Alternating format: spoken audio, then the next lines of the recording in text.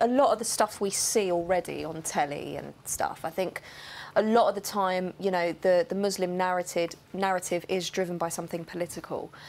So I think, you know, people are just flooded with that most of the time. So I think actually to have something like this, it just does sort of balance it out, because it's just good to see, you know, 3 young Muslim girls just being naughty and getting up to havoc, and nothing too sinister, or they're not they're definitely not victims in any way, shape or form. You know, they can hold their own, and I think it's important that this kind of, don't get me wrong, you know, at the end of the day, it is TV's job to capture reality and what's going on at the moment. And unfortunately, Muslims are in the, you know, in the limelight, you know, in terms of extremism, and it's, but there is also other Muslim voices out there, and I think it's important to make sure that we capture not only that, but this stuff as well. You know, just having grown up with a lot of young Muslim girls, there was like a mesh of kind of, if you like, urban kind of slang with like kind of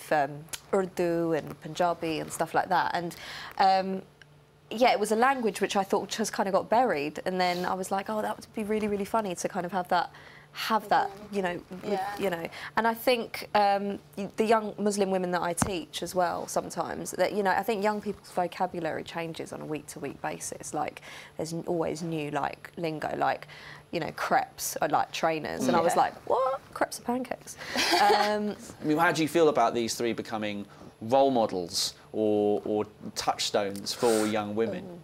Oh, I don't know about role. I mean, I guess for me it was never about like being a role model, but I guess, you know, it would be nice for just one young Muslim girl or one young girl to watch it and go, oh, I got up to that last week and it's okay, and not feel an overwhelming sense of guilt for having done anything. You know, at the end of the day, your hormones are everywhere. You do make mistakes. Chill out. And these 3 girls, they make the mistakes for the audience. So how young were you when you first snuck into a club, and did you have fake ID?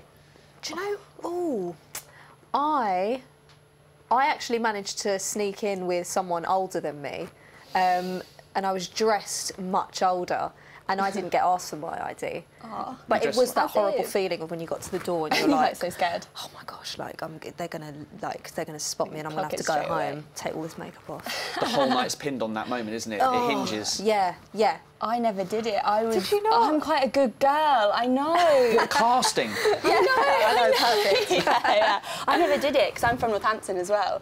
So, and I live in a little village. So, like, it would take me like a half-an-hour thing, and then a bus, and then a thing, and then. Right. So it was too much effort to get there in the first place. Yeah.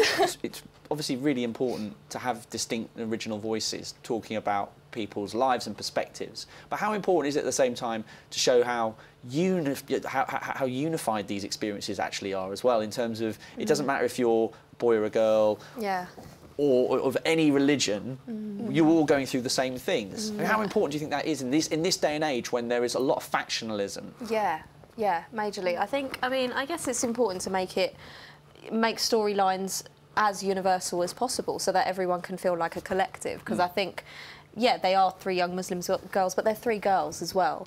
You know, it should just appeal to young women and young men. Like, I think just young people, really.